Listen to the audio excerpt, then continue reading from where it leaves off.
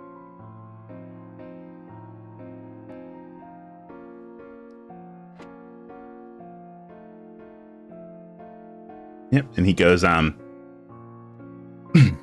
he finishes up. He goes, as a matter of fact, while I didn't bring a specific party gift, I wanted to offer that if you could let me know what type of weapons that you usually use or any armors that you usually carry on yourselves, I could have something custom made for you.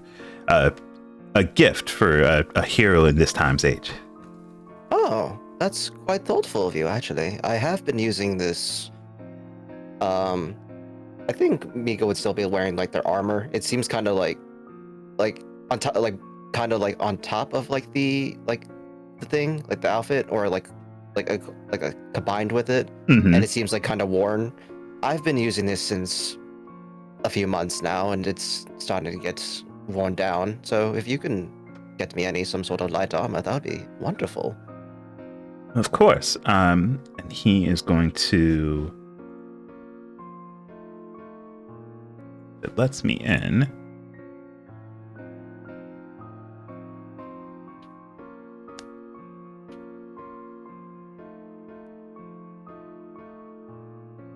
Aha, there we go.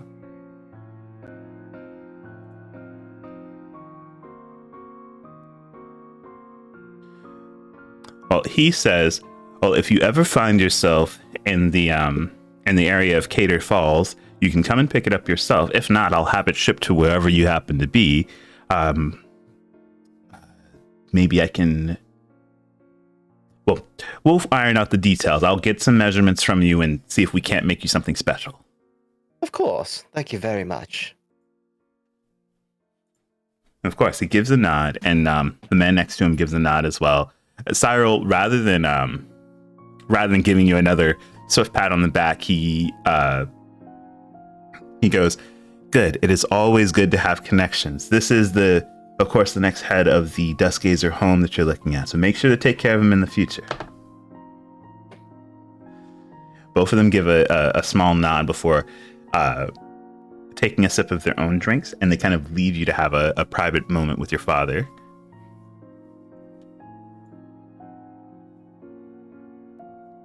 Is my father drinking? Your father is drinking. You shouldn't drink so much. You need to keep a level head for this. I'm fine. If you think 1 or 2 drinks is enough to knock off your dad, you'd be wrong. I've had more drinks than years you've been alive. You'd be surprised. Mika, give me a perception check. 18. Even with his jolly attitude and the higher spirits he seems to be in today, you can tell there's a distinct amount more makeup that's on him that's hiding a much more sunken expression. A lot of his features seem to have worsened, even if only slightly, in just the day before that you had seen him.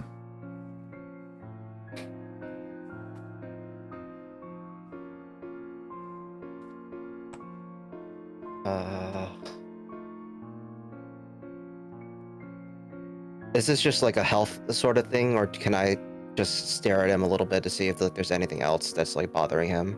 I mean, if you want to stare at him, you can, or try and make anything else out if you're looking for anything in particular. That's just a general stance that you get from him. Obviously, you've seen your father multiple times over the years, dressed differently in armor, at different events. He usually tries to carry himself the same way, never giving off a sign of weakness.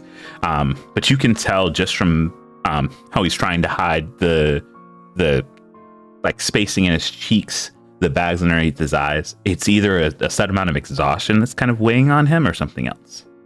I am going to give him like a once over, just like kind of like I'm just going in for like touching his shoulders, touching his sides, and just like sizing him up. Just be like, oh look how much big you just like, oh, when I was this. Dang, bro, you've been working out.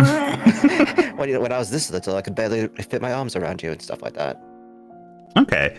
I will take 2 rolls the first will be a deception roll, just because you're trying to hide your motives of why you're leaning in and doing these, and then I'll take either an insight or a medicine check for you to gain more information. I will take the insight because I'm better at it. Deception, that's an 18. No whammies. Oh, thank God. That's a dirty 20. Okay. Your father doesn't shy away from any of the attention that you give him as you both start to have conversations. He gives you small insights into the people that are spread around, their ages, what it's like dealing with them, just pretty much their general temperaments. All the while, as you go to like just check him up and give him a once over, you notice that despite the way he's dressed, your father's arms much thinner than they used to be. His entire frame, while he's still a very big man, doesn't lean himself to the same amount of strength that he had even months ago when you had seen him.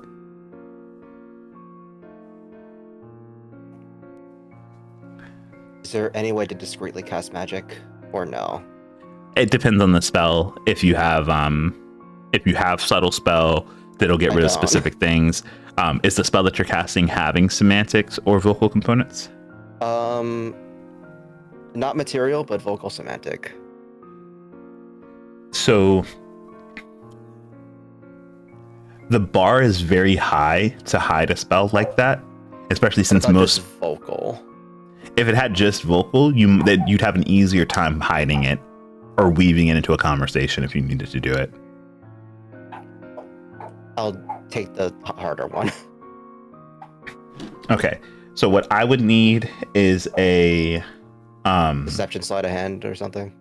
Yeah, I would need give me a deception. Give me a deception or sleight of hand, whichever's better for you. Deception again. Prage. Oh, yay. 24.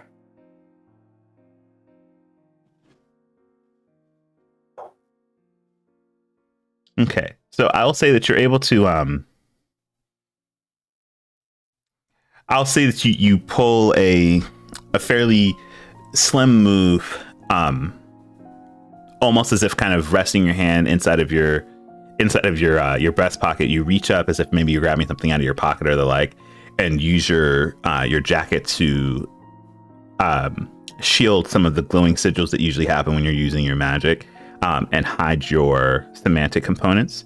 And you weave the words into the conversation with your father. Go ahead and tell me what spell you're trying to cast. I'm going to try to cast Dispel Magic. Just to see if there's something magical affecting him. And if it doesn't work, then, well, whatever. I tried. If it doesn't work, leave it to the clerics. Yeah. Okay. You cast Dispel Magic, and almost as if the timing is very suspicious, your father lets off a few big coughs, almost leaning forward into his cough as if it's going to knock him off balance. But he clears his throat and immediately waves off some of the staff who try to come towards him. I'm fine. Sorry. I'm sorry, where were we? No, nothing. It's just... I've put a lot of things on you that you didn't deserve, and I just wanted to thank you for everything. Look at you, getting sentimental at a party. I'll tell you what. I'll match your energy. There are many things that I put on you that you didn't deserve. But no matter what anyone else says, you are great. And it's not because of your blood or who you're related to or any of that. You. And he lifts his hand up and places it on your shoulder and gives it a firm squeeze. You are the person you are today because of the decisions that you make. There's nothing you need to live up to, my title or anyone else's. You understand that? I do. Good. It gives you a firm pat. Now, I'm going to go find another drink to hopefully get rid of this sourness in my throat, and we'll have ourselves a party. Maybe you should just get some water. That's a very strong maybe. And with that, your father starts to make his way through. He gives a firm hand on the night captain's shoulder, who's in the midst of drinking his drink, and he continues over to another waitstaff. What's everyone else doing? Dragging Astria up here. Tea here. Gently waving Obsidian down here. Yeah, Obsidian's waiting for you to engage before getting too snug, too close. He don't want to be rude. My woman's like, okay, what?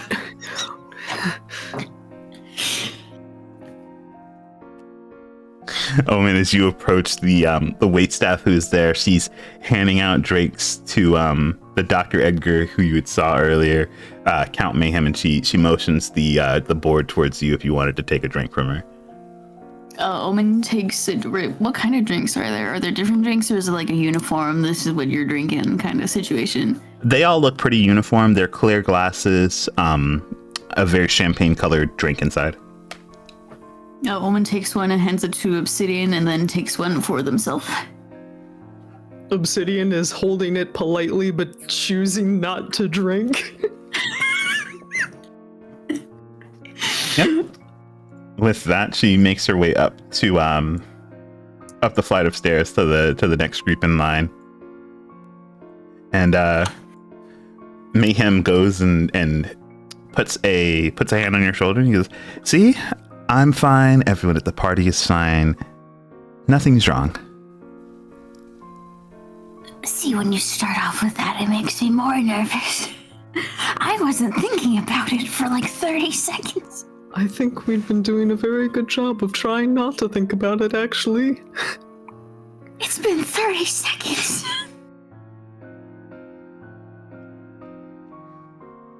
Well, Dr. Edgar speaks up and he goes, I don't think there's anything to be worried about. At the very least, I think there's enough staff and guards and capable people here that we should be able to handle ourselves. I think those are words from somebody where the gods would strike them down.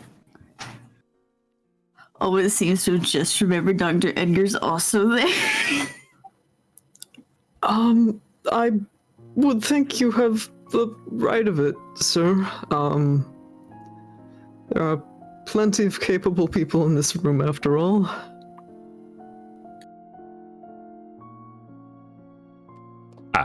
Sorry, I forgot to introduce myself. I am, Count Mayhem's here's mentor, Dr. Edgar. I lead classes for philosophy and psychology at the Astral School of Arcana Arts.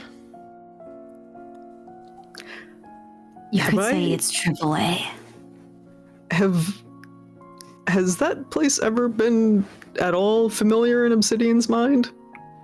Well, you know the college itself. Your party did a fair bit of digging for resources and information some time ago in the capital. Right. And then a lot of fair-to-do people, a lot of nobles, whether they be high nobles, low nobles, they all try and go out of the way to have children or family attend that college. Has Owen met Dr. Edgar before?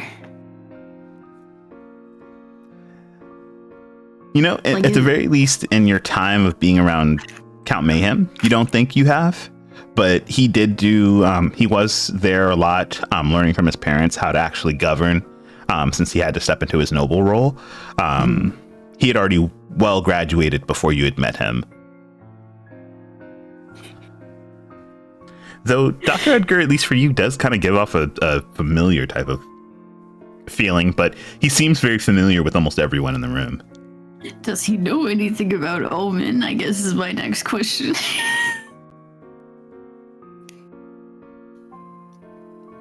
Double that question, actually, considering my problems. But Ooh. Where's the obsidian? Oh, give us more. Yes, it's delicious. He if he does know more about you, he isn't letting on. This makes Omen more nervous.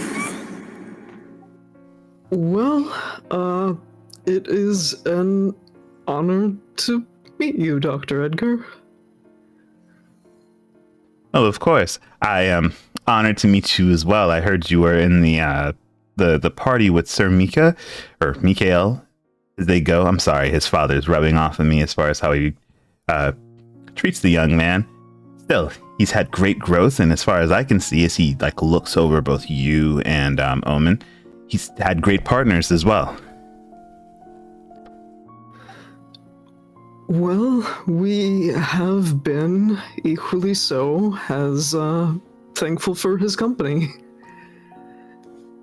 We've been able to get through many a tough situation thanks to him. Absolutely correct. Ma'am, I didn't get to introduce you to my associate Obsidian here. Yes, sorry. It seems to have slipped. No, you're fine. Obsidian. You wouldn't happen to be associated with the nomadic tribes that travel the Ebon Convergence, would you? I would actually. Those tribes were, well, my home for the longest time. That is good to know. I am actually sort of a pilgrim myself. I in my younger years, did a pilgrimage all throughout the Convergence, looking over the sites in which people hid during the Great War. Your people were great in the midst of their knowledge of history and guidance and staying safe while I was up there. I've made quite many friends out of all of them. That's amazing. I'm very happy to hear that. My people are, after all, pretty well known for being open and accepting of anyone that would cross our paths. Yep, and that shows in you. You've been nothing but friendly so far. I would say probably, if I had to take a guess,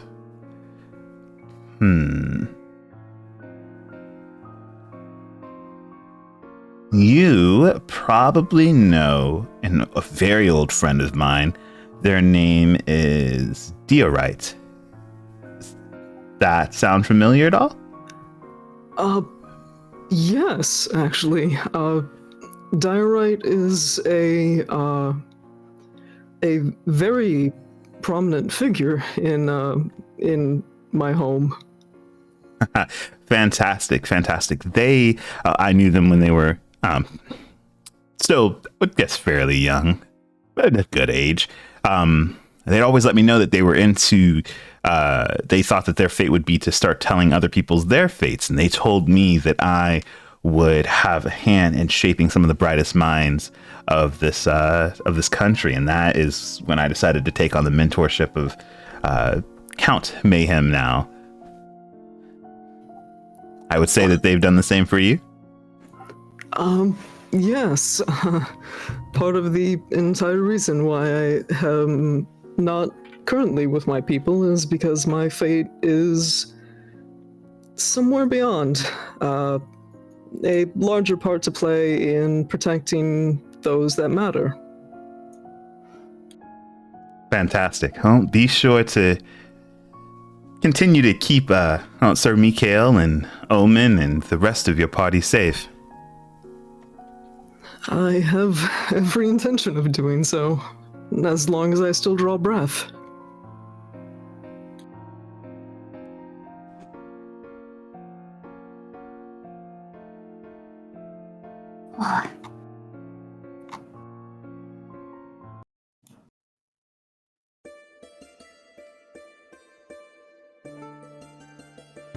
They've swapped instruments, don't mind me.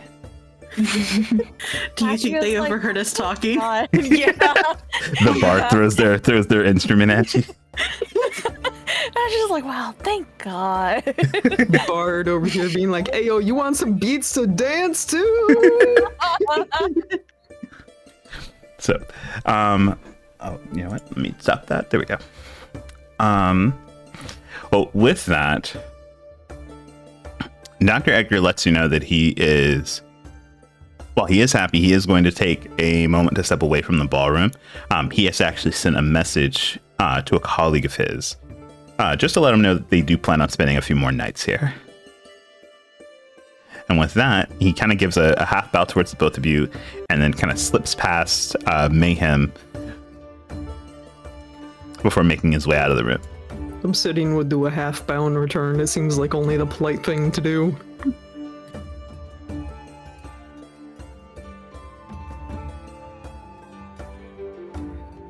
Okay. While that is going on, Zaylee and Astrid, you're both dancing, is that correct? Yeah. Yeah. Just minding our own business. Uh-huh. Yeah. No, I said we're minding our own business. Oh, no. Crazy. In the midst of your dancing, a fairly tall tiefling man dressed in these dark purples and blacks, he comes over and he gets both of your attentions before giving a small like half bow to the both of you, and he goes, "I'm sorry, man, but would you mind if I happen to have a dance with your lovely companion here?"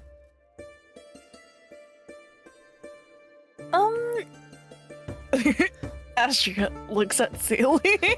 Zaylee is internally panicking, but she refuses to show it. All right, I need your best.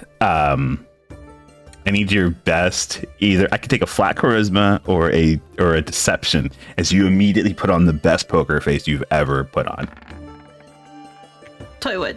21? Okay, cool. Yeah, the screaming is completely being muffled by the mask that you've put on. I am wearing 7 layers of makeup. You can't see anything. Man. I shouldn't throw Zaylee under the bush. Do it for the clout.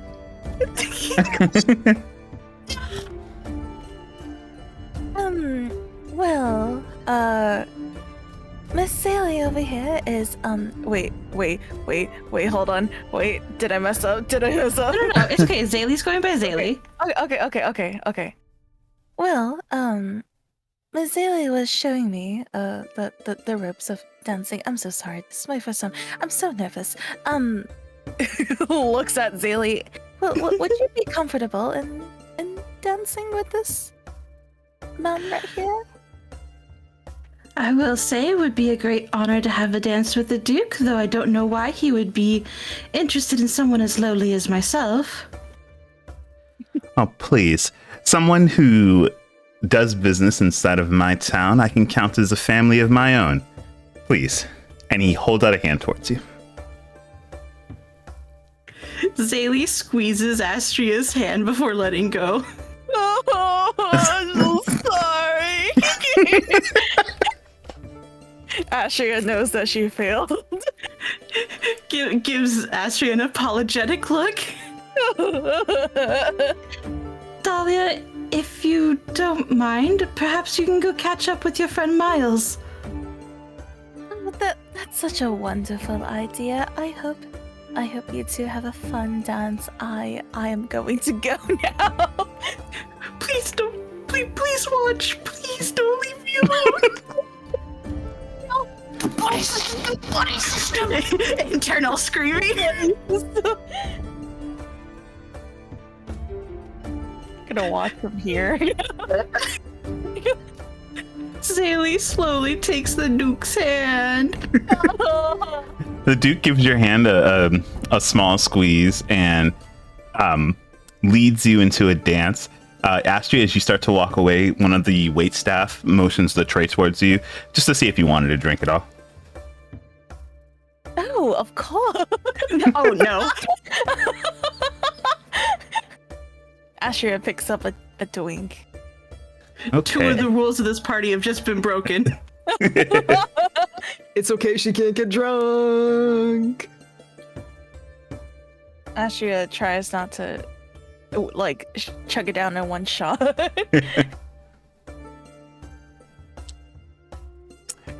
All right, Zaylee, as the Duke dances with you, their voice raises low in this calculated tone, to not bring itself above a whisper. Though if anyone were to try and hear them, they'd almost basically have to read their lips in order to see what they're really saying. And they go, "Have you been well?" I have, though I heard you haven't been. She's trying to match his tone.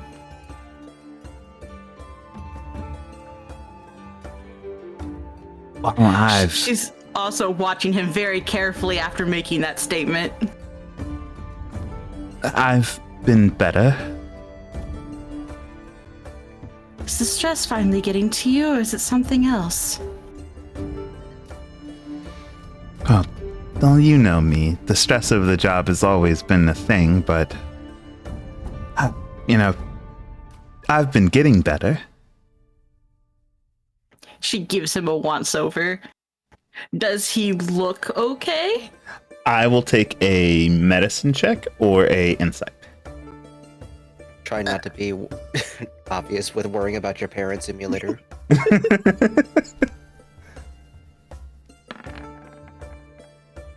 I love it. Your father is definitely doing a great job of playing it off. If there is something wrong, you can tell that there's some obvious tiredness under his eyes. But the way that he dances, the way that he moves, he's not showing any signs of weakness. He seems fine, other than maybe a bit of sunken cheeks as well. She purses her lips and tisks, not believing her own eyes. Well, if you happen to... She's clearly flustered. If you happen to not be feeling well, I am friends with some people who might be able to help. Well, you should know that you don't have to worry about me. Of course, I'm more worried about you. I had to stop your mother from shutting down a certain business in town once they got some information. She almost freezes. How did she find out? If you think that I'm the only ones with eyes and ears inside of our city, you're wrong. She has to stop herself from biting her nails.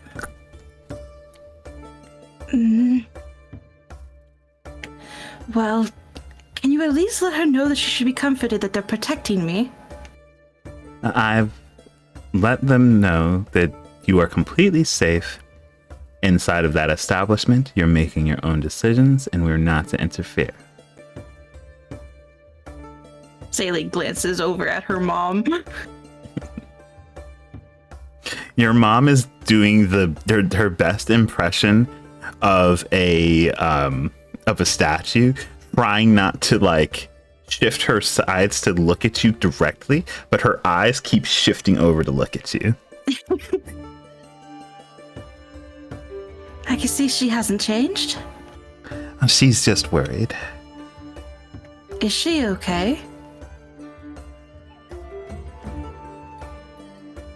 Well, you can imagine how much of a shock it was when we saw you walk through that door.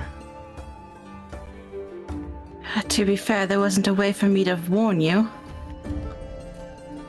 That is fair. You have been safe while traveling with Sir Mikhail, correct? I've been very safe. Is that a lie? It sounds like a lie. I would say, honestly, Zaylee has fared the best in all of our combats. Honestly, yeah. There's only like one instance where Yeah. she fell unconscious. She's been very, very safe.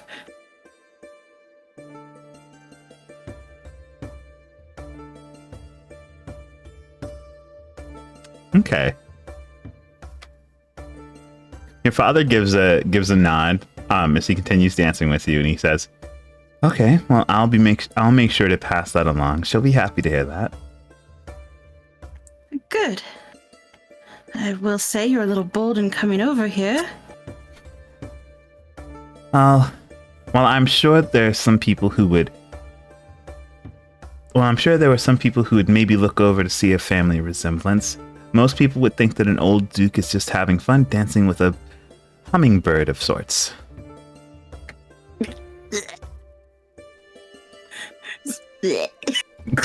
Uncomfortable. Well, I hope you know that my services are completely off limits. Well, I wouldn't be looking to take your services, but that reputation does allow me to come over and have the first words with you in several years.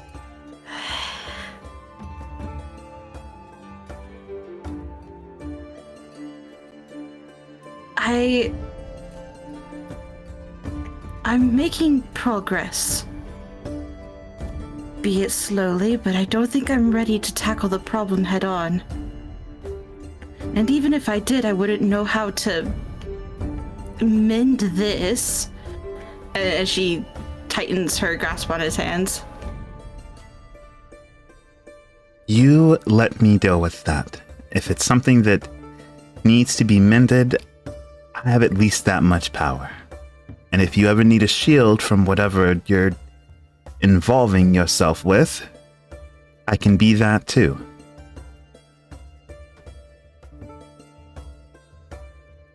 All right.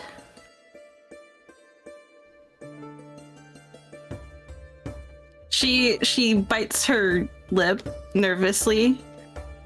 Like there's something she wants to say, but she doesn't know if she can.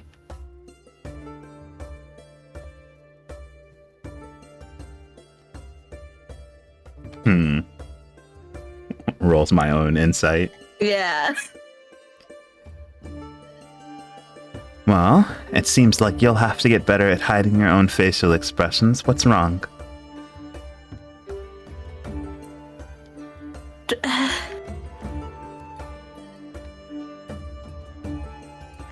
When I say take care of yourself, I really mean it. You know that, right? Oh, there are still several things that I plan on doing before putting myself into retirement. Don't let anybody put you in early retirement. Because there are very much people who have their eyes on you. Well, Not just me.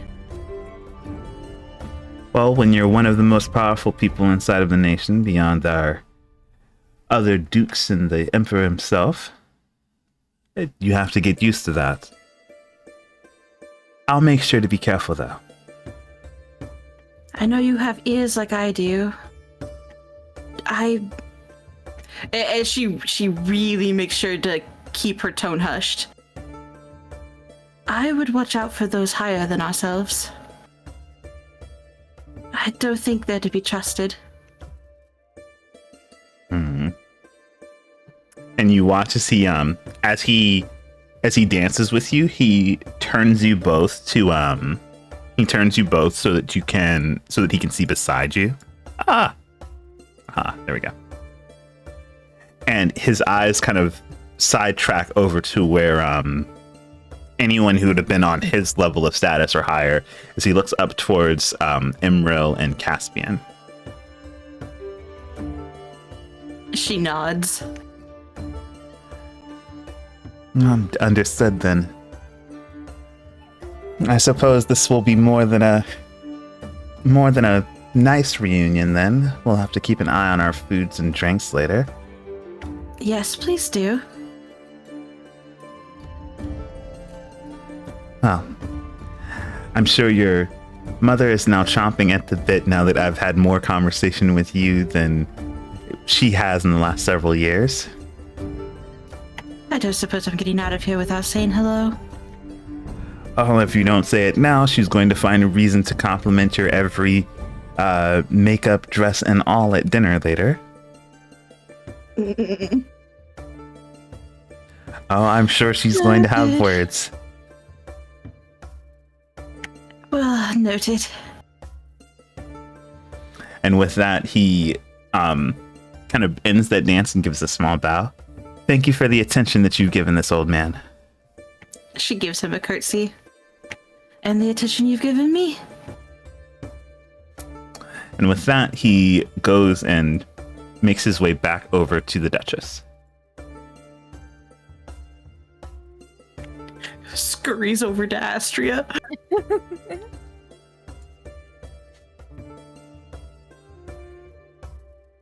How was it? Stares at Lord Duskgazer, grabs Astria and drags her.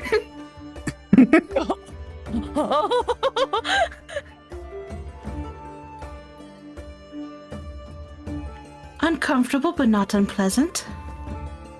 Alright, well, that's good. I'm surprised you haven't, said anything to your mother? Astria turns slightly. Zaylee frowns and shakes her head. It's not my mother. Oh. Oh shit. the fucking, what was it? The oh shit stuff. that's the whole Astria mood. Just cue a vine boom. Yeah. Same brain cell. Okay, well, never mind that. What should be our game plan? Well, I think avoiding people at this point is not possible. We don't have to pay our respects to Caspian and Emerald, do we? The kind thing to do would be to do so, but it's not our party. Oh, I think we'll be okay to just hide. okay, good. I don't want to go there. Well, hey, I don't think we Astria, should. What? do me a favor. Can I have a perception check from you? Oh, okay.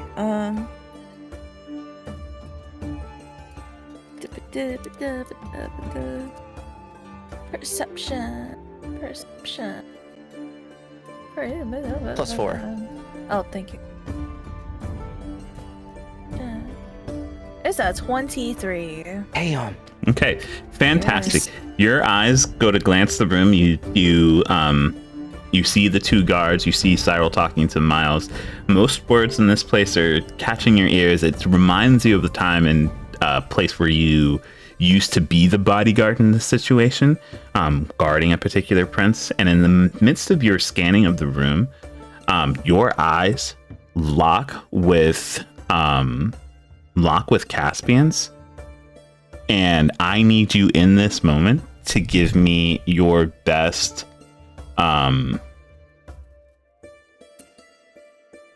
how would you best take advantage of a disguised self? Oh, fuck. I am kind of like over here. Would I be able to clock what he's doing? Give me your I'll say that after separating from your father, you were going to go and make your way up to talk to those two, because they are just kind of sitting up on the higher platform. Give me an insight check as you notice that he stopped talking with Emerald and his eyes are kind of looking over the area. 7. No, unfortunately not. You don't turn around to see like where he's looking, so you're kind of just looking in his direction as you're making your way up. Let me see.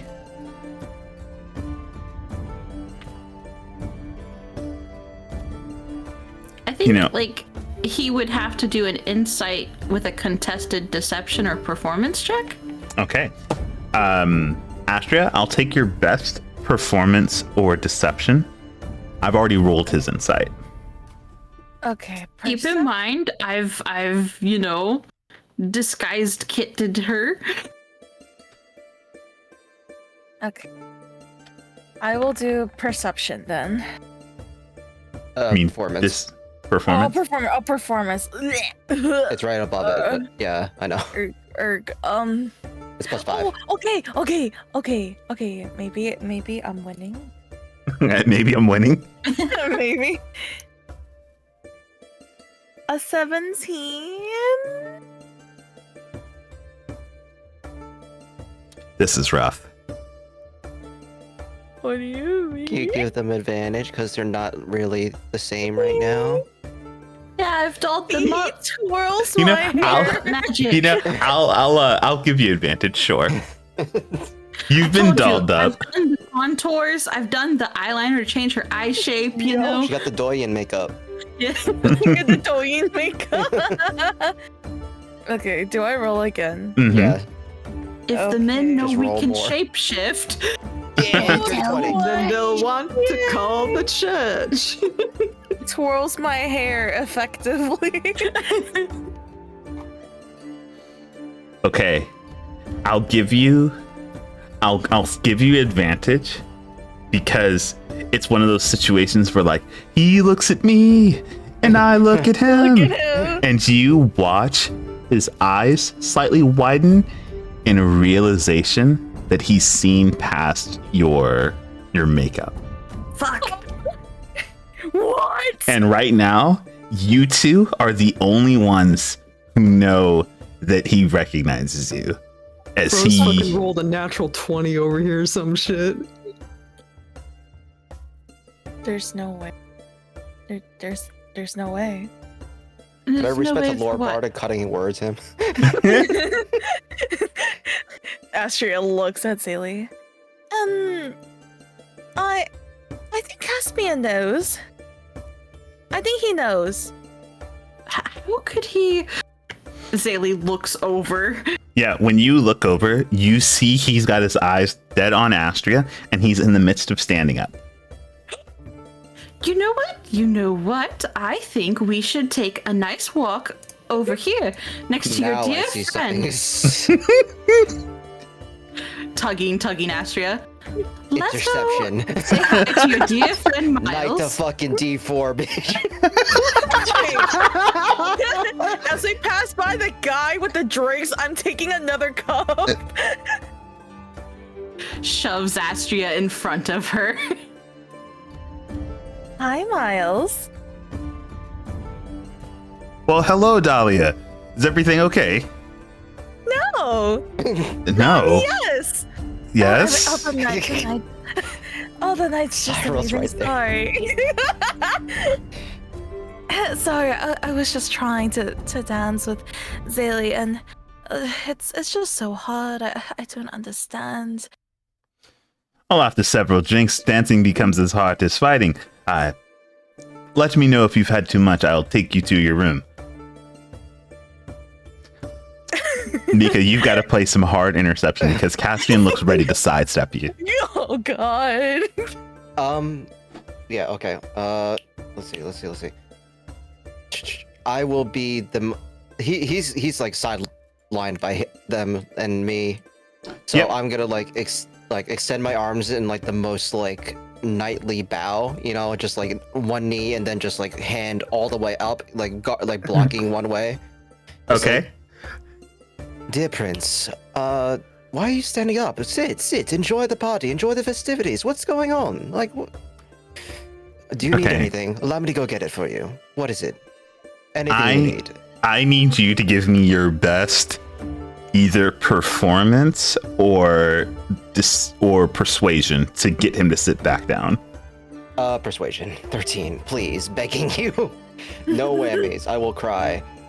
There's a whammy. 19.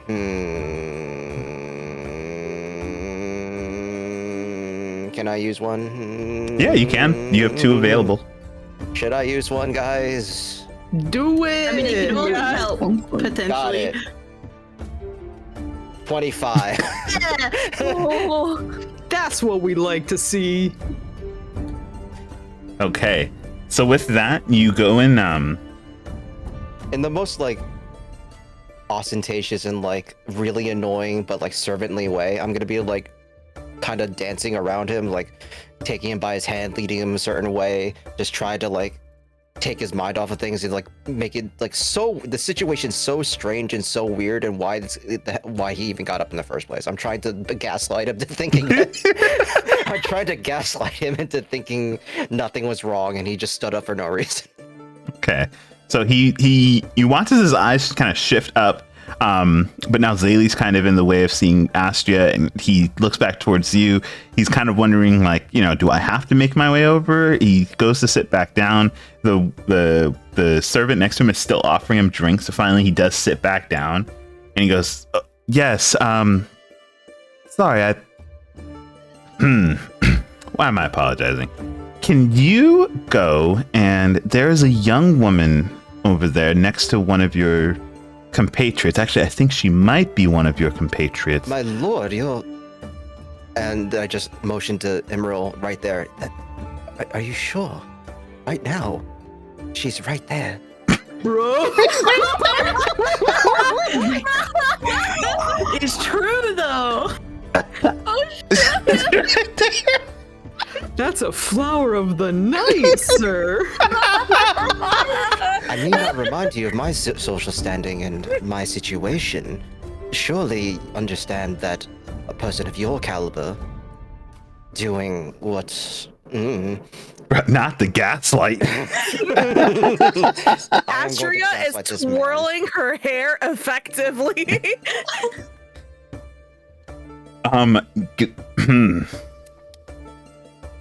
I think that there's been a misunderstanding. I wasn't calling her over here for any services or the like. Services? Is that what you think she is? No, that's... That's my job. That's the double gaslight. Yanking him one way, pushing him another. This is fucked up. I'm here for it, but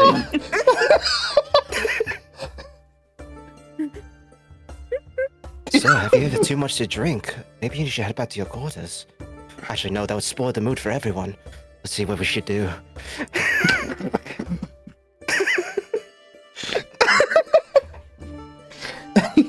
He goes, "Listen, I'll have another drink. You Sure? go and you know what? We'll disregard just the one. Bring all of your companions here. All of my companions? All of them." Oh no. Now the whole class is in trouble. No. For what reason, my lord? I figure I've done well in giving my thanks to you for your services, but you did not act alone in helping out the God Step and preventing further tragedy. I'd wish to give my thanks to all of them. You understand that giving favor to just about everyone who's associated with me might look bad upon your station. Yes, and I don't think that there's a single person here with the gall to call me out for it. You'd be quite surprised, my lord. Oh, please. And he, at this point, you can see the arrogance just absolutely oozing out of this man. He stands... I'm gonna make him talk about himself. He goes... he stands and he puts a hand on your shoulder and immediately uses it to kind of turn you around to face the same direction he is. And he goes, "Everyone in attendance at the party, I would like to know, as it might have been brought to my attention, does anyone have any issue with me giving thanks to the heroes who have saved the God Step and prevented further tragedy?" And in an instant, the rest or many voices of some of the most prominent people in the country speak up and they go, "No, that is the right thing to do." That is what I thought. Please, companions of Sir Mikhail, if I could have your attention in front of me, I'd like to give my thanks personally for what you've done for the country of Skylia. And he's asked for all of your presence. Oh no. Obsidian will be awkwardly walking up front, but important question, was there anybody who stayed suspiciously quiet when he asked that question? That's a good question. Roll a I'll take a perception or an investigation, whichever's better for you, as you were trying to pay attention to who might not have. Can I do the same thing, considering I'm being, like, shown to the class? Yeah, absolutely. Perception, you said? Yep. Rest in peace. The dice are being homophobic to me. Yes, they are.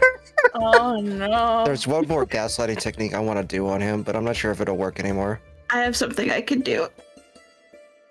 Okay. Should I gaslight him one more time? I'll say that everyone speaks up. Obsidian, you notice that of everyone who had the chance to speak up, Duke Sterling, his voice was not as loud as everyone else's. And Poor guy gets a pass. That's fine. Trying to see Who else though? And since it wasn't his place to speak, you're not sure if maybe he just didn't do it because he shouldn't be as loud as the other nobles, or as the nobles in the room. But Miles does not speak up at all. Can I do something when he has called attention to all of us? Yeah, sure. Astria is holding a glass of drink, right? Yeah. Yeah. They made sure to say that they picked one up. As soon as Zaylee puts together that he's trying to gather our attention, I would like to briefly apologize to Astria Uh-huh. and bump her hand so she dumps her drink on herself. Oh dear, I'm so sorry. Oh, that's not gonna wash out. Oh, it just startled me so much. I wasn't expecting the yelling, and oh, I am so sorry, my dear. We should get you cleaned up. Yeah, but she poured it all over her boobs. What happened? It's all down the front of her. Owen seems to have picked up what's going on, so she's like, Oh no! Oh my god! Oh Yeah, Zaylee is also watch making a out. scene. It won't wash out. Oh no! Oh no! It's no! not going to wash out. The dress that my client has given me. It's more mayhem. We need to get this out right away. Come on. We need to go. She turns to look over towards Prince Caspian. I am so sorry. I'm so sorry. We're gonna have to. We'll be back. We'll have to be back. I'm so sorry. We'll be so back. We'll be so back. I gotta do my Gotta final go all the way down to your gaslighting match technique plus. You guys as have well. to go. My final gaslighting technique. I gotta whisper into his ear. I'm actually a woman. You're, what? Whoa. Give me a second. What did you say? I'm actually a woman. Just whisper in his ear after he calls attention, keeps saying all that stuff.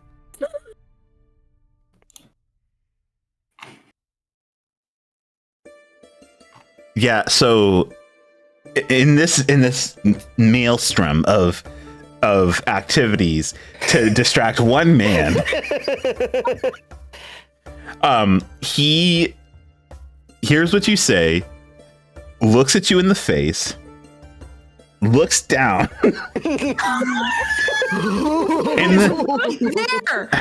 in the midst of looking down. You've completely blocked off his line of sight because you're standing right in front of him now. Zaylee, you take Astria out of the room.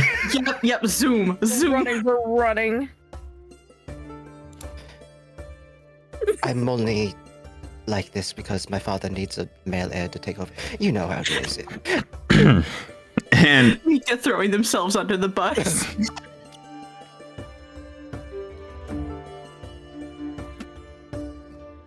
he looks back up at your face and he goes, It's very confusing, I know. I am going to need to have a word with your father. Oh no! It's not his fault. It's partly mine. Don't worry. I kept it going for so long. You can see this mark of red has just taken over his face. You're not sure if it's anger or embarrassment or what, but Or both. or both. At this point, he seems to just rather than stay inside of the situation, he takes a seat and he goes, "Don't let me pull you away from the festivities, as you were." And he sits back down. Sir Knight, is there a washroom? Yes, he. If you continue down this hall and take the small side hall to your left, it's the first door on your left. Ah, thank you. Come here, darling. Big old. Is this where? What is this? This is just supposed to be there. I'm sorry. What? This. Oh, it's just a couch to the sofa. Is it for like? Yeah, like me? people can sit there. It's for me. It's for me. It's for me. I'm gonna sit here with my legs crossed and just looking at Caspian now that he knows. Bruh. Not Caspian, like looking over and having to look at you in a different light now. And I'm purposely gonna lean towards Emerald, like if he stares too long, and just like so his eyes make contact with her. Yeah, Emerald didn't hear what you said, so she has no idea how the dynamic just shifted between you two.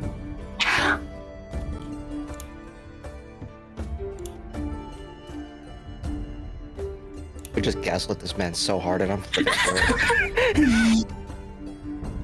You've just gaslit that man so hard, I think I have whiplash. Okay. Anyone else wanting to do any talking now that we're past that? Anyone want to do any more gaslighting? Shit, I didn't get to say hi to my mom. She's gonna call attention during dinner. It's gonna be fine, Sally's gonna fix the gown, you guys. It's okay. It's all right. I mean, well, you can go back, maybe. Absolutely not. I'm not leaving you alone. Okay. You know, we'll just stay in here long enough to, hopefully he'll forget that he wanted to see us. That's true. Hopefully he doesn't come out looking for us. He's a big man. He has lots of things to do. I don't think we're that important. You're so right. He's too full of himself. Yeah, Yeah, we're nothing. Yeah, we're nothing. Yeah. I mean, why would he want a couple of courtesans? Oh, wait. Oh, you don't think he's gonna ask for our services, are you? No, he would be that kind of person. At a party? She says this through her teeth. Surely not. Teehee. Don't tee-hee. Don't tee-hee. Sorry, Mika, I can't join you tonight. I have to service the prince. Oh my god. Yeah. Oh no. What the mummy? But the mummy. Mummy. Was supposed to be my mummy. And then all this shit happened to me. It's okay. He can't hurt you in here.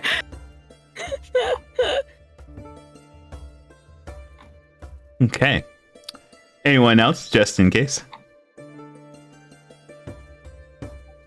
What are we supposed to do now that we're the only ones in here, Omen? Wait, sorry, say one more time.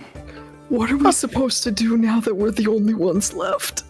We mingle, Sidious. I feel like I'm reaching the limit of mingling with this man. Wait, which man? Your man. What?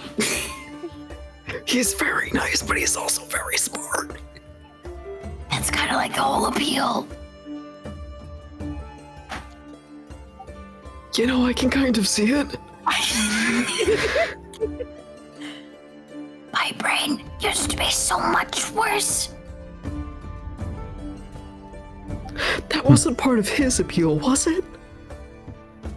He, at this point, Count Mayhem leans in. He goes, "Why are we whispering?" We're mingling. You don't mingle with a whisper.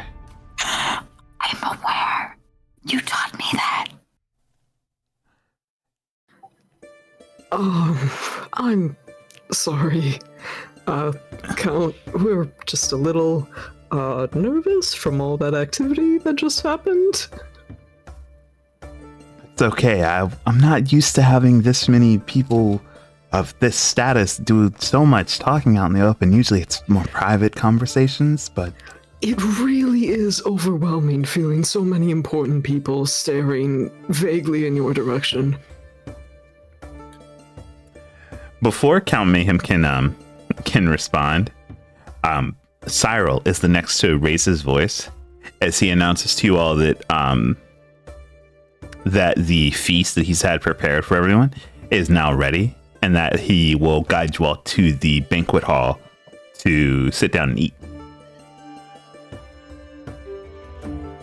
Oh, yippee!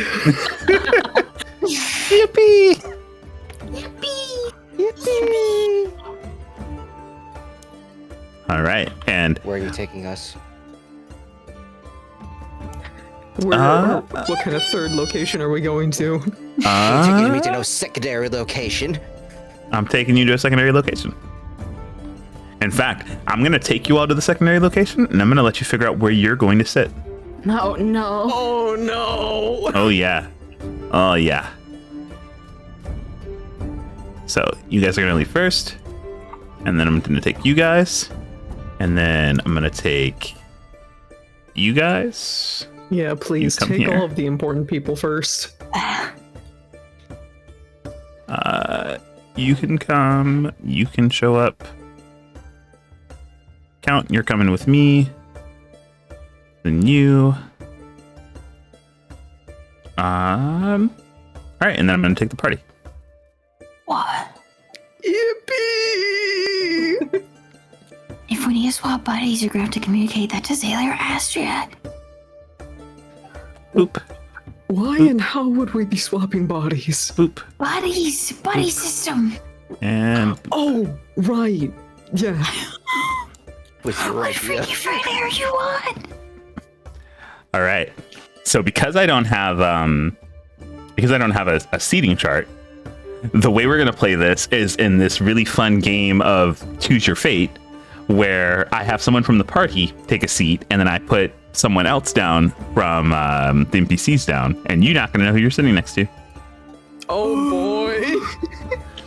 First Since person. I am the party person, can I know where my father's sitting? Yeah, your father is going to sit down here at the end. Thank you.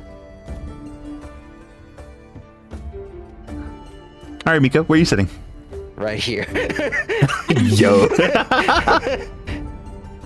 Okay. Actually, hold on. Doors over here. Guard over here. Windows over here. Are there windows on this side? No windows on that side. Got it. I'm staying here. Okay.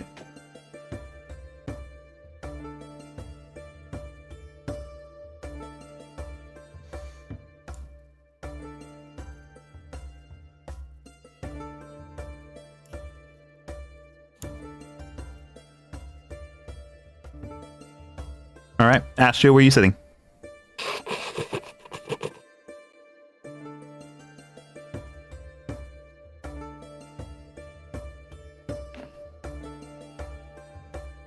They go BRB? I think Yes, they're It muted. anything. looks so. They're muted. Oh, I forgot to unmute. Oops. You're going to pick a seat away from Caspian. Oh, They don't know where Musical Caspian's chair. gonna But we sit. don't know where Caspian will I sit. don't know where the hell he's gonna sit. Okay. Okay. So, like musical chairs and stuff like that? Or just like playing mind games? Are we allowed I to mean- discuss this or no? Yeah, I can say that you guys can try and figure out if you want to discuss where your chairs are. This was a part of our Obvious planning option. yesterday. Could I Discussing- suggest somewhere over here, maybe? I was gonna say Yeah. the obvious option is Yeah. as close to Mika as possible. Also, because since there's only one seat over here, if he took that, it'll be seen rude, so he wouldn't be able to sit next to Emerald, and it'll be seen weird. Mhm. That's true. Okay. Solution found. Yeah, and he's gonna probably want to sit at the head of the table because he's so Yeah. important. And if he doesn't, Yeah. then he'll be a sign of weakness. Yeah. And then people Political will be mind like, games. Political mind hurt games. his little ego. Yeah, it would hurt his ego. If he doesn't sit here, it's just bad luck for him. Mm-hmm. What little piss baby prince doesn't sit at the end of the table? Bro, they're really underestimating how much ego this man really has. That's crazy. Yeah, Astrid, you've taken your seat. Yep. Miles, now's your cue. Miles, go. Does Miles get to sit at the table? He's standing here. He's He has- lined up as If if anything, he's he going has to to be over here or over here next to I Spyro. was gonna say, isn't he technically considered part of the help? Oh, Oh, Duke. And the Duchess. Zaylee, where are you sitting? Next to Mika. Hello. One seat away from your parents. It's close to Astria, and she gets to sit next to Mika. She didn't get to spend any time with you during the party. Yeah, the moment you go to sit down, your mother immediately stands up and sits next to you. Mind We're literally, it's literally like just swap. Oh my god. Head desk, head desk, head desk. You're trying between a rock and a hard place right now.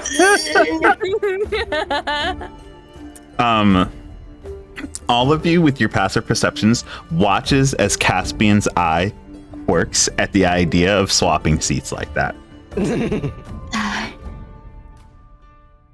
Let's see. We've had Zaylee sit down.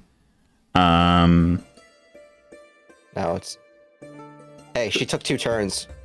I was gonna say, does anyone new want to sit down along with her? She took 2 turns. So NPC, no, NPC's no good. Our turn. Okay, fine. Omen, take a seat. Omen will take that spot.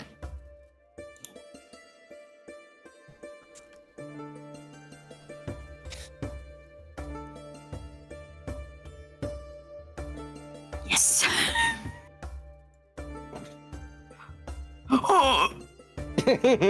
Shit. Yeah, you set yourself up for that one. I did. I really did. Obsidian, where are you sitting? Oh, see, I've got a challenge here because Obsidian doesn't want to put his back to a fucking window, but my options here are incredibly limited.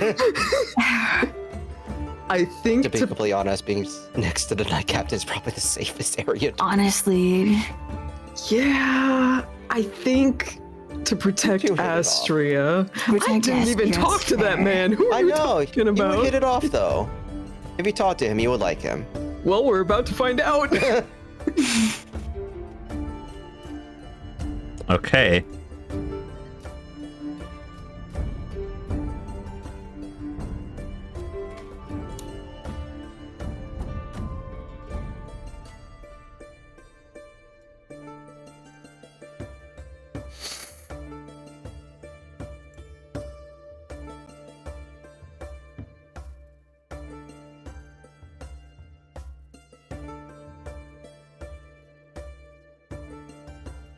We won the game of musical chairs.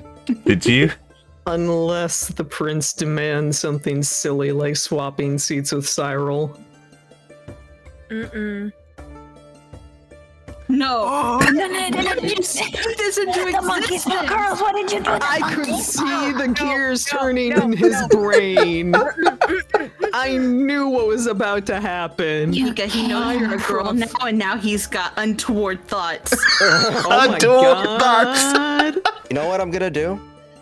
And I'm gonna then cross Mrs. my Mother legs and person. lean forward towards him with my hand underneath my chin and just like kind of stare at him as he does this. One hand on your chin, one hand under the boobs. What are you trying to do? Are we intimidating him? Are we persuading him? Is the idea to make it so awkward that he'd leave? Yes. All 3. All 3. I'm gonna make him think that he's having impure thoughts and that's why he wants to sit here. The I'm gonna gaslight him gaslight. again. Oh I'm my gonna gaslight him god. so much. Because I plan Mika. I'm just gonna mention just like, oh, so So- the news So the news enticed you. Yeah. He's about to lean down to have a word with your father, and you say that. Do you say that just out loud? Whispered at him. I'm gonna cast message. I have message now. Oh wow. Ooh. Okay, you go to cast message.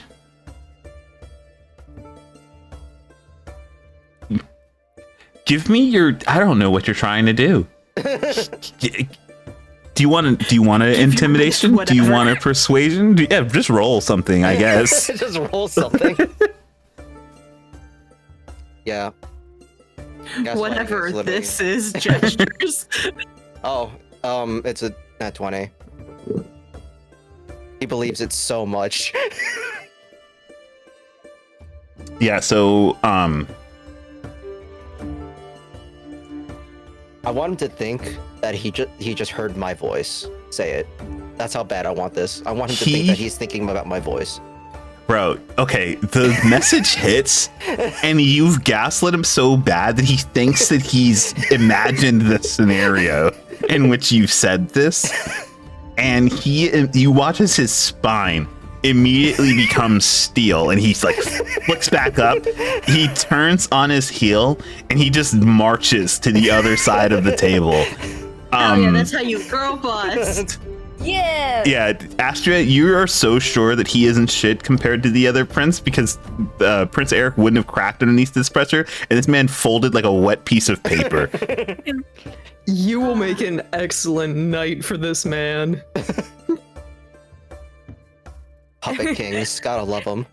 Astria whispers to Obsidian, "Ladies and gentlemen, this is the Crown Prince." Obsidian's just gonna whisper right back, "For now." No, you sound like a murderer. You're right next to the fucking... Okay, with everyone seated, the well-dressed help go to immediately start preparing plates, passing out full meals along with drinks as the banquet starts, and it seems that you all have made it past at least one segment of this party today. How's everyone feeling?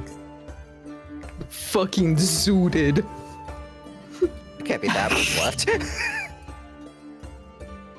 I'm good. Listen, let's put it this way. If a combat occurs, we can always cut off at initiative. Why would combat occur? That would never happen here. Why'd you make a map for it? Why are there grids? Maybe I like maps. Maybe I like grids.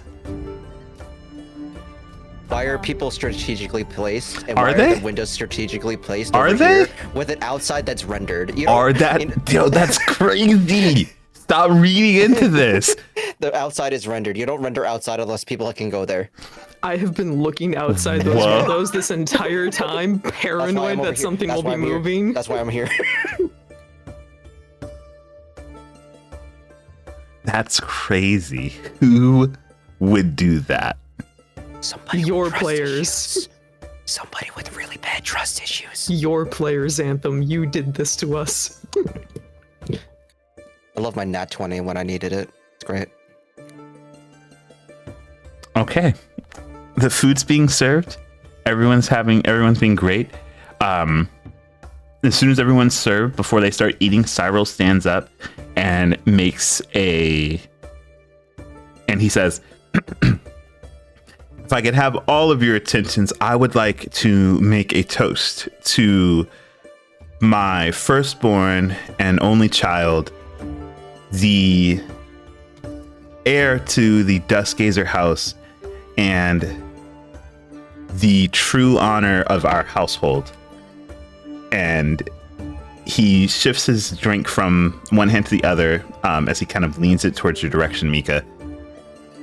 My child, Mika Duskgazer, or Mikael Duskgazer. And everyone raises up a glass for you. Mika's just like scared stiff and doesn't know what to do.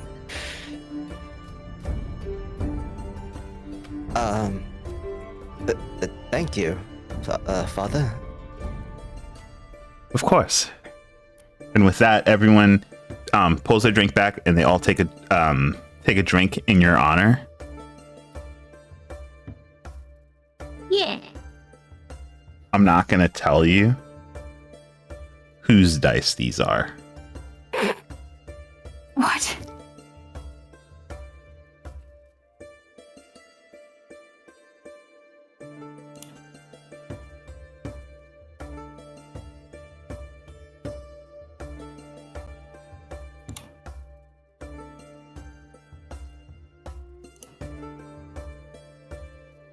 I don't like this. I know, right? I'm fucking scared. You should be. What the fuck? There's a nat 20 in there. Let's see. There's a few low rolls in there. There is. There's a couple of good ones. What for? How many? Wait, hold on. How many dice is that? 9? 1. There are 9 others table. There are 9 other people at this table. But we don't know which one is which. But I do. Yeah, fuck you. This is a...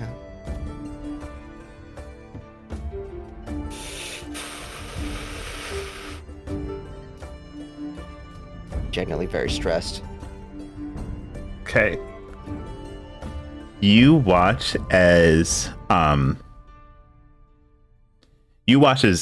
everyone takes their drink. Most of everyone actually has the same reaction. This is a very strong drink, meant to entice a very well-off dinner, to get everyone in the mood to talk and celebrate. And a few people immediately go to clear their throats. You can see a few cheeks immediately start to turn red. Except for 3 people. Duke Ashton's taking a little bit longer to recover from his drink.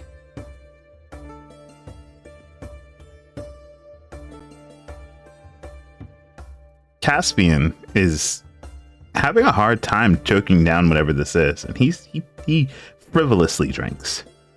And Mika, you watch as your father, he puts this drink back down on the table with a bit more force than was probably necessary, to the point where you watch a small crack develop in the glass. Coughing fits all around. It takes a little bit longer, in fact. The coughs become heavier and more intense. I'm fucking getting up. I'm sniffing the wine. I'm doing everything.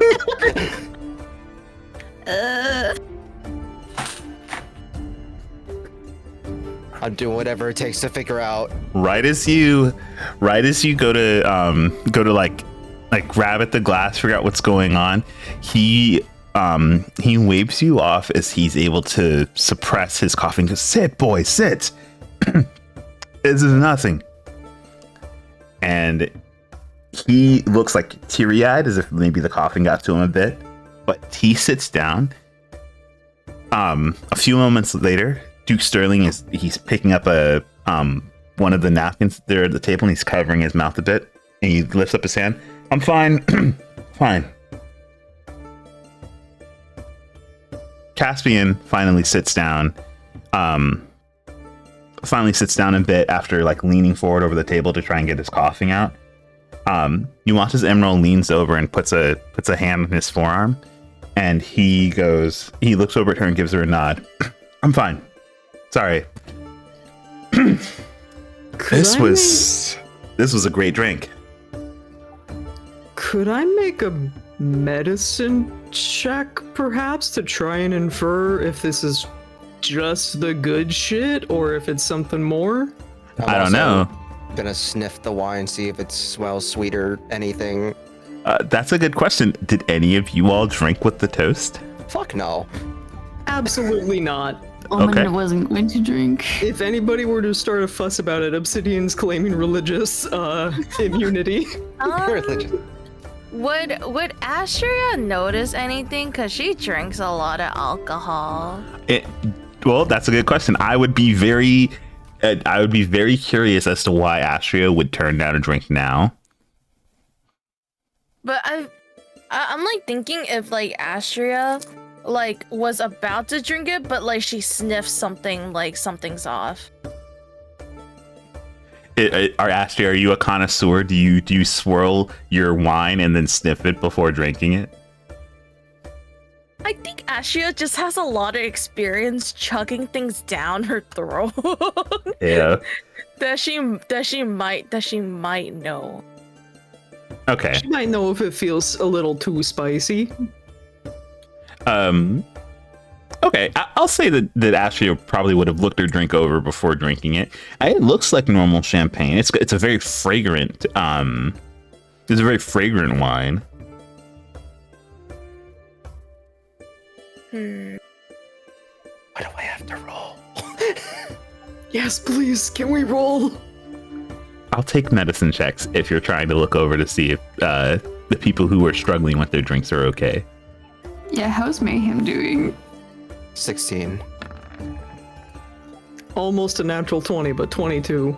I saw that it bounced off. Um,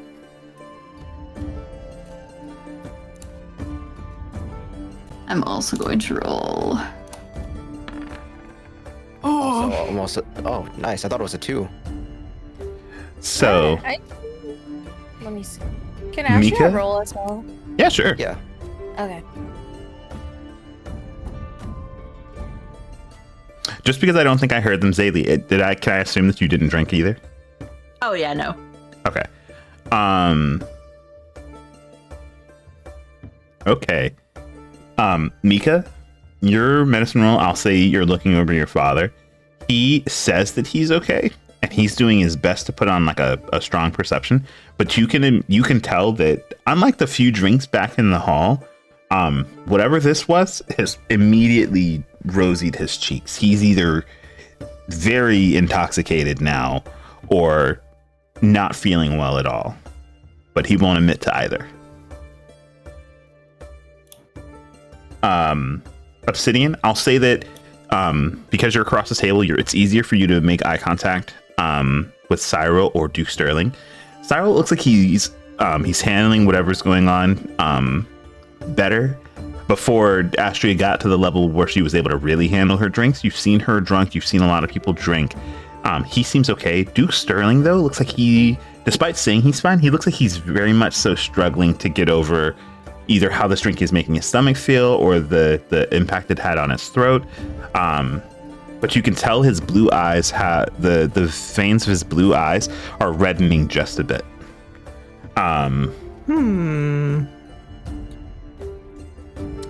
Omen, it's actually hard to tell. Mayhem seems like he's almost perfectly fine. He took to drink after I left. Give me an insight roll. Oh? Or an investigation, whichever's better. Insight would be better.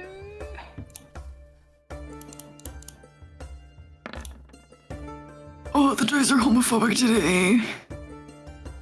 Well, that is enough to notice when, especially because you weren't drinking yourself, you watch, probably with a bit of anxiety as Mayhem goes to drink. But rather than drink anything, he forms a seal with his lips on the cup and actually doesn't drink anything. Yes, yes, yes, yes, he's so sexy. He listened to you. That's love.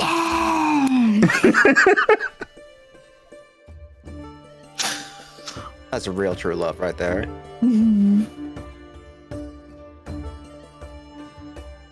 But yeah, Astria, this drink looks like it'd be tasty, honestly. But your friends didn't drink anything, so I'll leave it up to you as to whether you drunk in the moment. Damn.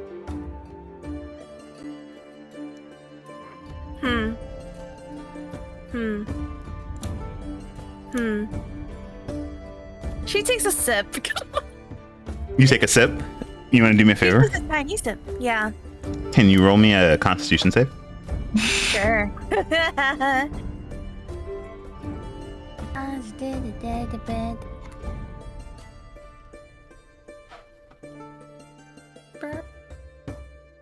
plus. Is it plus? That's. Okay. Bro.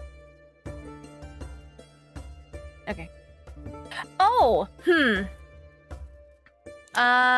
Oh. It's If you want to know anything, that she's immune to disease and poison because she's oh a yeah, monk. that's right. Oh my god. Anyway, about those medicine checks that we did earlier.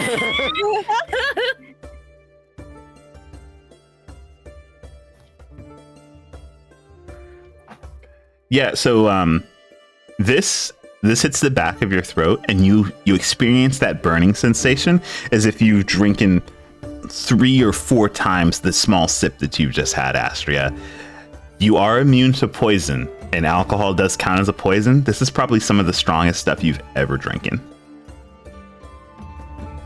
I am turning to Obsidian, and I'm like, something's up with the alcohol. You only just noticed? It's way too strong. There's no reason why it should be this strong. Okay. I'm trying to think about what to do about this. I am looking directly at Mika. Like, I'm trying to use hand motions, pointing at the cup, like raising my eyebrows. Yeah, Mika's just like, just like raising my eyebrows, and then I make the X like times, and then and then the using the 3 sign, and I'm like 3 times 3. Raising eyebrows, pointing at the cup. Astria, our I have alcoholic no fucking idea gauge. what you're talking about. I have no idea.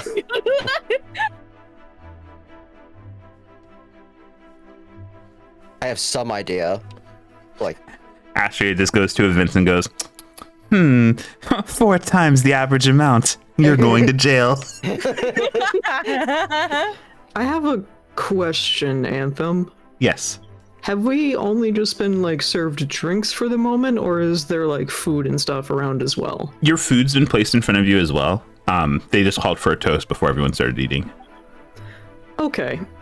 In that case, playing along with the religious immunity kind of vibe I'm going for here, Obsidian would like to cast Purify Food and Drink, specifically within this general 5-foot space. All right, so you're casting it in this square. As close to that square as I can get, yeah. Okay, give me a second. Oh, fuck. How do I kill Mika's dead now? with a knife. With a knife. I mean, if you take away all my subtle options, what am I supposed to do? Who said that? Yeah, so can you tell me how you're going to explain your vocal and semantic components? God bless this food that we're about to receive by thy bounty of Christ our Lord. Amen. Yeah. I think, Bruh. well, kind of. I think Obsidian is going to recite something of a prayer that he probably learned from his people. A blessing of protection for those present, so to speak. And Edgar can give you yeah. those. Yeah, and he's trying to be quiet and humble about it, but you know, he's not hiding the fact that he's casting. Okay, and you're just going to let them know that you're just blessing the food, right? Yeah. You didn't just start casting magic in a room full of nobles without a word, did you? No. He would have specified, like, if possible, this is a religious thing that my people often do. Okay. You guys watch as magic goes off on half the table. It's a 5-foot radius spear, right? Does that mean it's like... Yeah, and I did it on this far end. Yeah, so it's like... Yeah. All right. Everyone else fine. That food is blessed. Purification on food and drink has happened.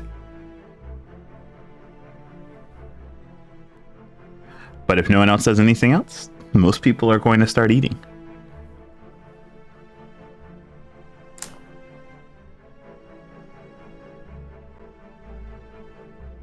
Hey, Zaylee. Oh no! The Duchess leans over. Oh no! She goes. She's got like you can see her forehand. Her hand is on her husband's forearm. She goes, "I love your dress." Oh, thank you. Yours is quite lovely as well. Thank you. We my husband and I usually wear these dark colors, but yours is so vibrant. I love the green on it. Thank you. Trying not to engage in as much conversation as possible. Can I read that Zaylia's stressed or uncomfortable? Do they give any hints or anything? Because Mika's like eyes over here. I feel like Zaylia is trying to keep herself as composed as possible to, save face, but I feel like the party knows that she's distressed.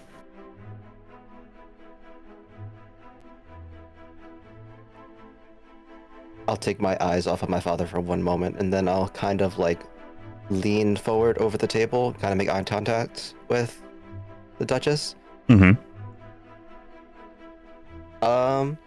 The dress is quite fetching. I especially love the way it just fits to her body. Oh dear. You say that while making eye contact with her? Mm-hmm. I want you to do me a favor. Yeah. What's the scariest thing you fought in this campaign so far? Myself. Yourself? I'm joking. What has we fought a bunch of shit. Oh, the thing that fucking silenced everyone Oh yeah. and then exploded. That fucking sucked. And psychic energy. That one fucking sucked. That was the worst. That's right. So you remember that? You remember the sense of helplessness you felt when you couldn't speak?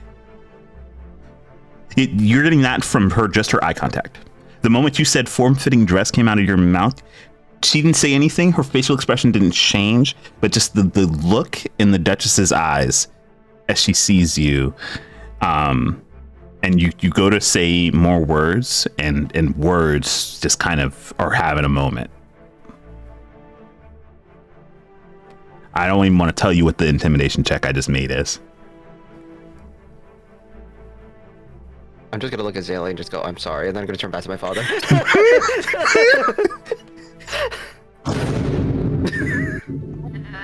There is no helping Zaylee. Yeah, you know, flirting with someone in front of their parents, it doesn't, I tried to get the heat off of you, but it didn't work. I got it for a brief second and you get the rest. That's all you're getting. You are part of Sir Mikhail's entourage. I assume that you both have been helping each other out quite a bit. Oh yes, we happen to be fairly close knit. Close, I see. Yes. It's the most dangerous thing you've ever faced in this game, Zaylee. Do I take damage?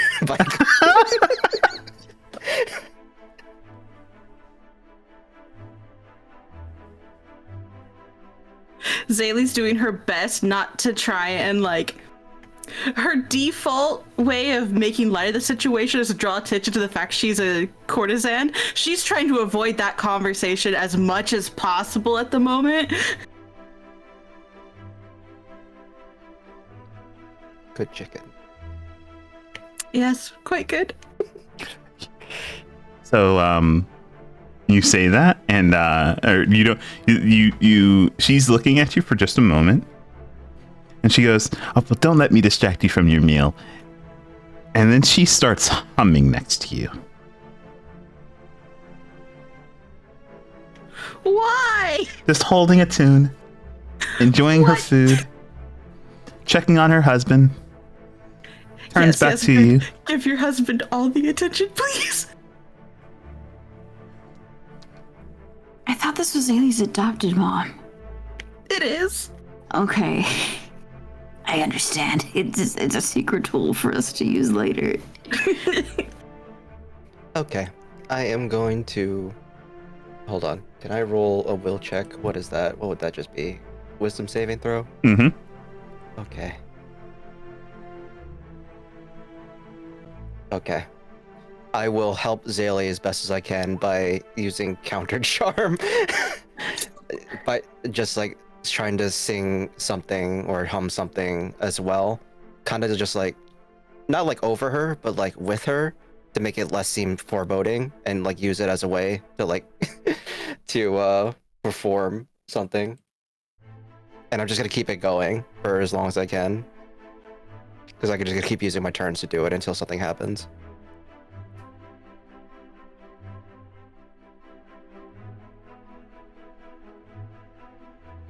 You're literally trying to stop me from being frightened. Yes, I am. And it only counts for friendly. It says friendly, so none of these fuckers who may or may not be friendly are not affected, you motherfucker.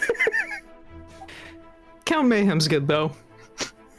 You're fine. You're good. You're pushing it.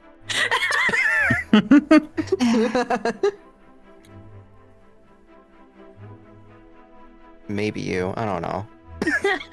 Definitely not him. You're okay, I guess. I guess you get it too. Just trying to bring down the tension at the table. Yeah. Just basically just like doing a duet with your mom. She's such a lovely person. Oh, it's okay. So, do you mean with along with that counter term? Can you do me one more favor and roll a performance check? Yeah. Motherfucker, 11.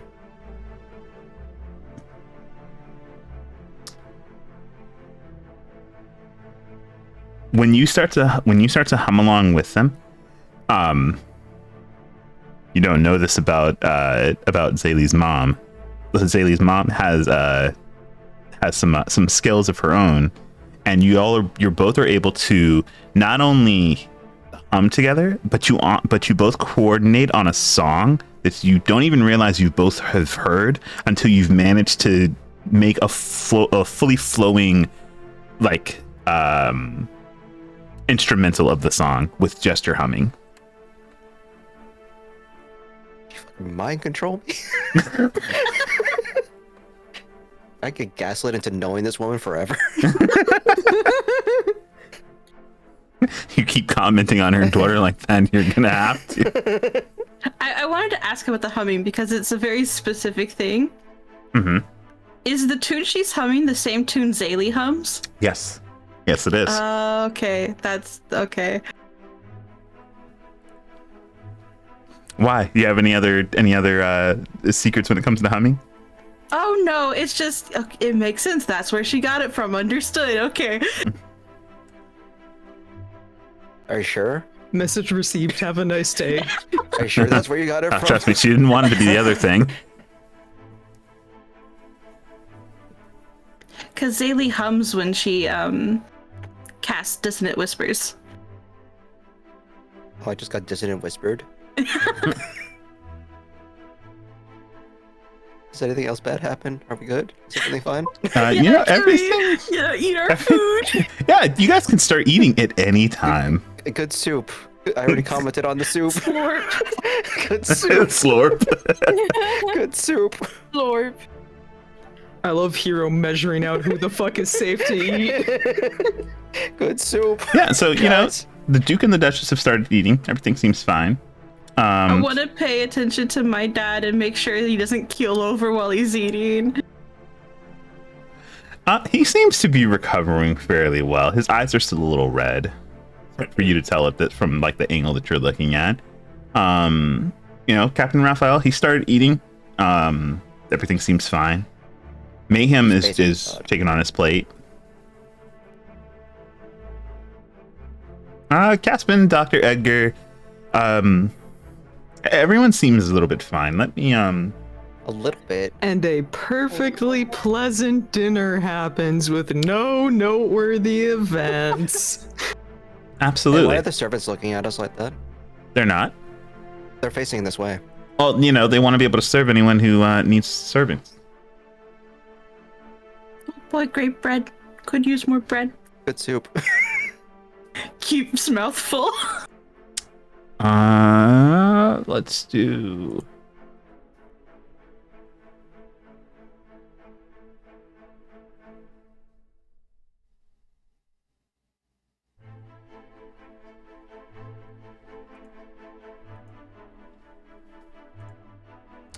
Hey,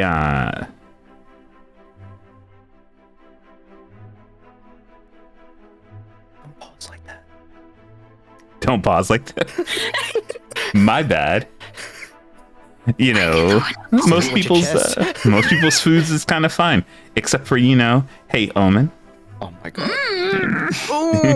Do me a favor. You're in the midst of eating, and everything seems fine.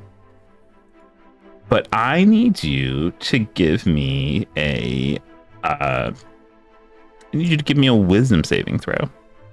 Jesus fucking Christ. That doesn't sound like something someone who's fine would do. Hold on. Oh boy, oh no, oh boy, oh boy. Hold on. Something. Damn it, it's just frightened or charmed. It's not. Actually, frightened or charmed. Do they get advantage? They do not.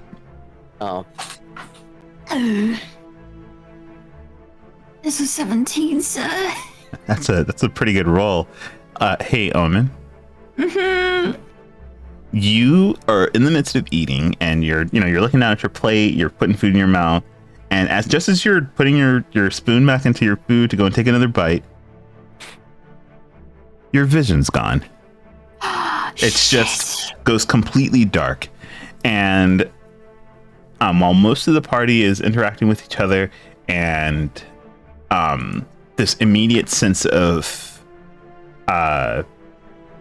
fear kind of tickles up the back of your neck, the rest of the party notices as that black and white brooch with the liquid core gem turns a sickly green as Omen pauses in her eating. And that is where we're going to call this session. Oh, fuck off. How could you do this to us? It's only 3 a.m. What do you mean? We could keep going. We could go longer. It's only 3 a.m. It's fucking Christmas. It's fucking Christmas. There's so much fucking back. What fucking spells or necromancy that could cause this? Blindness, deafness.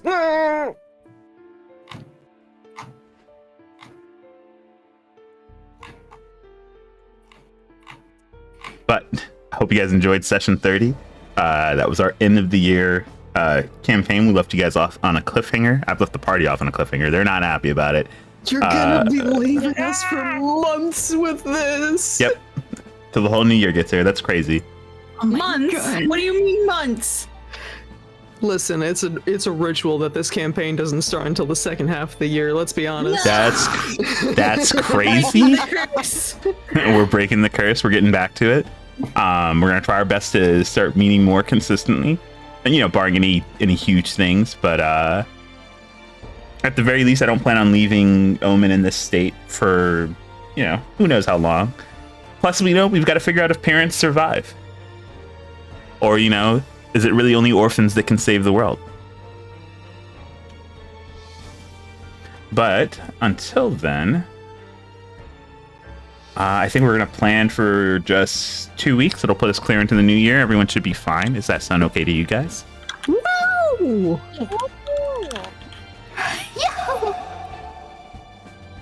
All right, then we are going to go and try and find someone to raid.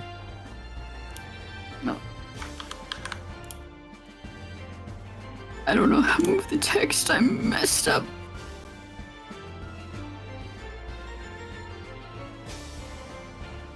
I don't think you gotta put on your cursor and move it. It's homophobic. It won't let me. Let's see. I don't think there's too many people doing handling in the vein of what we're doing at the moment.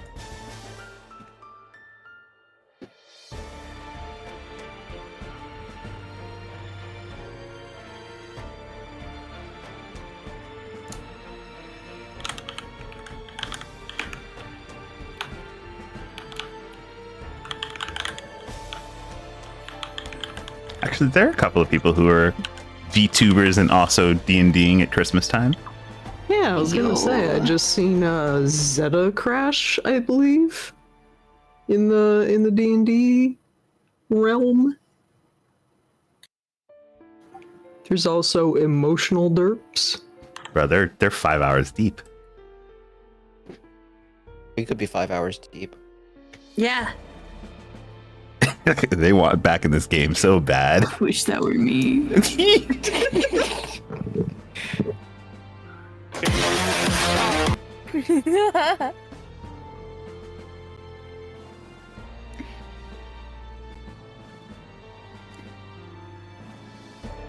You know, we spent a year building up to the party. It would be a shame if it all got done in one session, I suppose. It's great. It's true.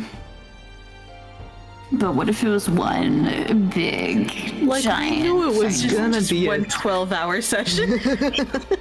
That's next session. Let's Fair go enough. marathon session. We deal with the party, and then we deal with the aftermath of who we let die. Yeah, that's going to require more planning than I've put into this particular session. You got time. You have a whole year. We've got a whole year.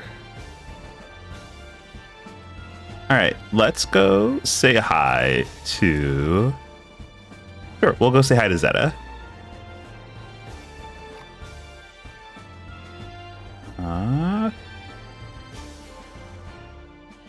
What's our raid message?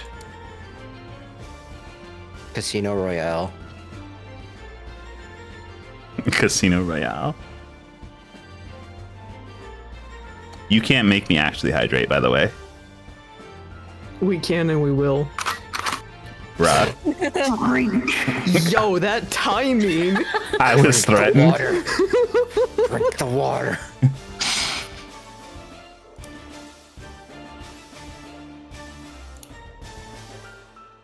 Okay, water was drinking. Thank you. I put the gun away. Or so you think. Yeah, you thought so. It's now hitting the right person.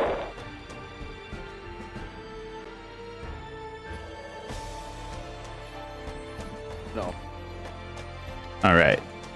And so our raid message is in chat. I'm going to go ahead and get our raid started here with...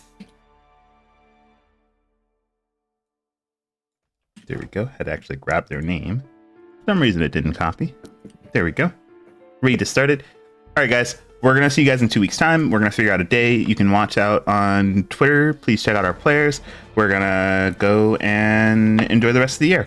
See you guys for more D&D at the new year. Yeah. Yeah. Bye. Ooh.